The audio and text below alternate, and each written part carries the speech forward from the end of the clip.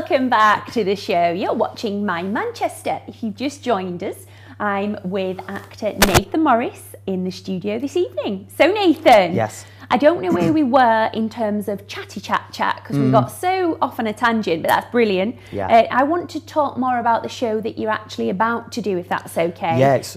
In the theatre? Yeah, it's really exciting. It's called Safe Mode, and it's a futuristic sci-fi fairy tale.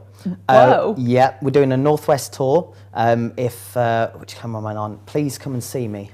Please come and see me in the show. It won't be a show without an audience, please. You know, even if you dislike me, let me redeem myself. Come and see the show. Go on theatrebynumbers.co.uk. And you'll get the tour list on there. We're going to Gulliver's, we're going to Preston, we're going to Buxton, and we're doing about a week's worth of dates. Incredible. That's so cool. I'm working with a really talented team, and the design is going to be beautiful, and the script is really interesting. There's so many surprises in there as well. It's a multidisciplined piece of theatre, so there's lots of surprises in there. That sounds so cool. Yeah. I mean, I just want to quickly touch on bits and bats you've done. I saw you in Billy the Monster and Me, which is an incredible Colour the Clouds is the company. Was that? Yeah. Incredible kids show. It went to 24/7 Festival in Manchester. Yeah. It also went to the Edinburgh Fringe Festival. That's it. Yeah. And we did a tour as well with it. It was one of those where you were Billy, of course. I was Billy, yeah. Which was odd, and you didn't know. I didn't really know how that was going to pan out, because I was actually playing a sort of 9-10-year-old boy, and I thought, that's creepy on paper. But you creepy. were, honestly, Nathan, I'm not just saying this, you were absolutely fantastic. Oh, bless you. I'll give you some money later. Oh, thanks, cheers. But no, 24/7 Festival, I remember watching you in that room and just being absolutely, even as an adult, transfixed with that character. It's actually the writers, you know, Sarah Birch and, you know, Catherine Manford, and the whole team that worked on that show was just incredible. And it was just so much fun. You know, it was about innocence, and it was about having fun, and it was about being creative. And we were really pushing it for family theatre, you know. And it started off 24/7 Festival is a fantastic institution, and I think they've got another festival coming up as well, a weekend worth of stuff. Of course, yes. So and also everyone the should go and Edinburgh see Fringe that, is because it's usually month. incredible Where's work. this year going? Edinburgh Fringe, exactly. So we Amazing. were really lucky, and it just kept rolling. And I think the company is still working, you know, on new shows, That's exciting great. stuff. And also, you know, I want to briefly touch on the laugh lines things you do as well. You do crazy characters. What is it, Hello Hello? And I do Hello Hello. Father Ted, you Father do. Ted, yeah. And who are you in Father Ted? I think people can guess, don't you? Please do an impression on the show, please. Really? Please. Of which? Dougal. Dougal. Okay, right, ready? Which camera?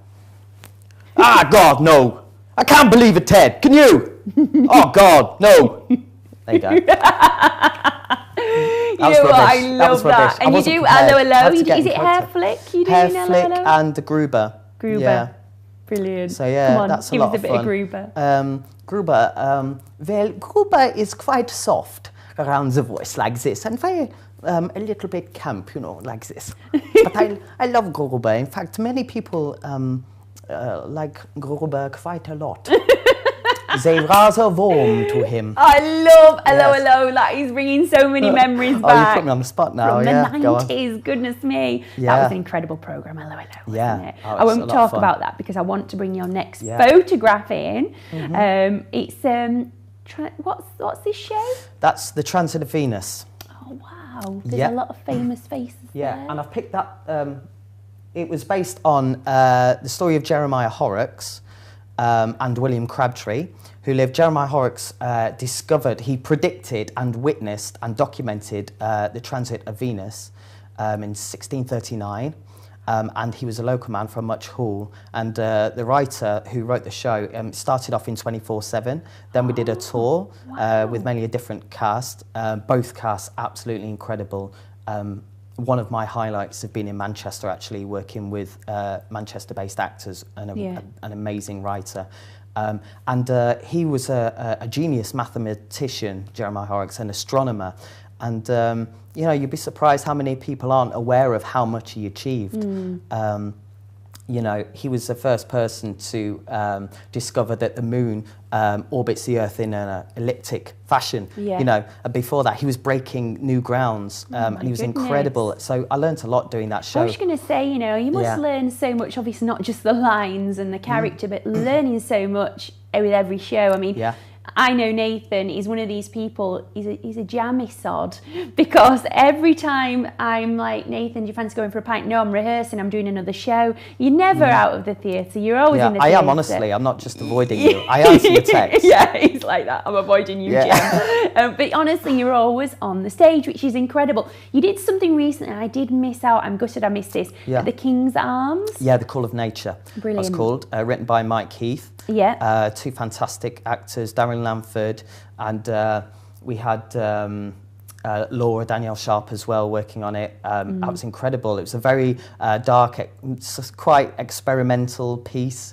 in a way, challenging, and and it was a fantastic script and experience, and we didn't know how people were going to. It was very immersive. And it was very sort of claustrophobic. We played it in a basement at the King's Arms, and so people were literally in the world. You know, they couldn't escape. You look away, you can't. You're that close. You know, so that was a challenge because you can't get away with anything. No. You know, you have to be so truthful and so in it. Yeah. If there's any acting, they'll see it. You know, they're so close, they'll feel it. You know, it's an envious thing for an actor like yourself to be always in rehearsals on the stage doing something. I mean, you know yourself, you'll go to a commercial audition, which we're both very familiar with, and you know, you're in and out, and you're literally in there for 3 minutes, and it's all about brilliant, they look the part. And I always say, how can we call that acting? But it is the bread and butter, the commercial work, isn't it? TV commercial work for us. And, we've all done it. In the theatre, for you, you're just constantly honing in on your trade, and you're rehearsing so much and practicing your trade so much, and personally I'm envious of that. So many other actors, everyone knows Nathan Morris in Manchester because you're always the one on the stage, and it's so exciting. Not so much famous, more infamous, I think. That's the word, exactly. That's right. We won't go there, but no, we won't.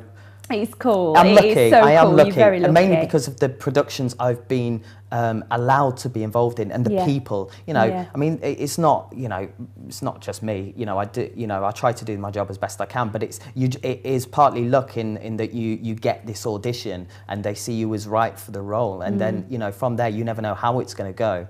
You know, regardless of how hard you work. I'm just lucky to have worked with so many amazing people, writers, directors, actors that have helped me just keeping a job. Let's go on to your next photograph now. I want to touch a bit more about you. This is family. Is this your nephew? Oh, yeah, that's little Legion, little LJ. He's adorable. You've got quite a large family, haven't you? I've got a huge family. How many brothers and sisters? I've got 6 brothers and sisters. Yeah. Wow. And a lot of nephews and nieces. Yeah. Your Uncle Nathan to many. Yeah. 25 nephews and nieces. 25? Yeah, and with some on the way as well. So, oh my goodness. Yeah, it's pretty bonkers. But I love that. You know, I grew You're up always babysitting. surrounded by, kids and fun and play, you know. And I miss that. It's the only thing that, with my family, it's the only thing Manchester hasn't got for me, you know, because I do miss them, and it's hard when you're away from home. I don't get to see them when I'm working a lot. Don't you, with your touring work? You're all on the over. road.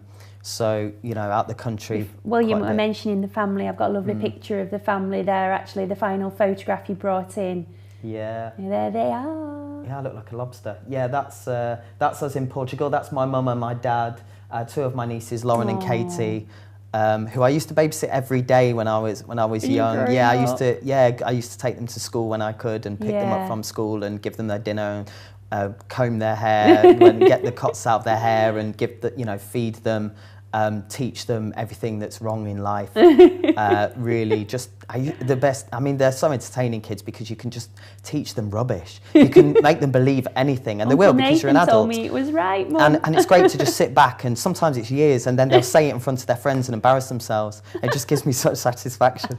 But my mum and my dad, that if it wasn't for them, they've supported me in all my foolhardiness and following a career that is really risky. Of course, there's no guarantee, even if you're doing well at any point, that it will continue. And they've just supported me as much, and not just, you know, helping me out with tenors here and there, you know, keeping me fed, but just encouraging me and trying to, you know, it's hard sometimes, but they really try and make me believe in myself and what I do. You know, they give me that kind of support. And you need that even, let's call mum and dad for a chat. I just want a bit of normalness around this crazy life of an actor's life and touring, you know, that lovely little family.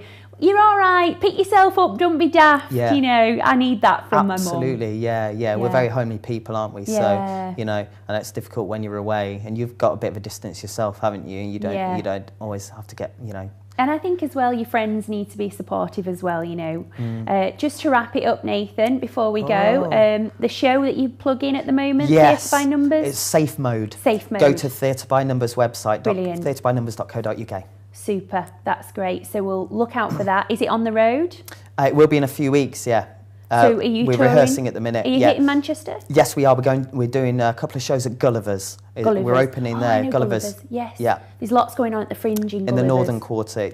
Around there. Brilliant. It's a really good venue, that. It is. It's one I wasn't aware of. No. But lots of things are happening there now. I wanted to ask you so much about Manchester and your favourite places, but we've run out of time, I'm afraid. Story of my life on this show. Thank you so much, Nathan. You've been a star. Thank you. Thank you. Oh, guys, I can't believe we've run out of time again. I've got Ian Polston-Davies on the show tomorrow. I nearly forgot then who I'd got. And so I'll see you tomorrow evening. Good night.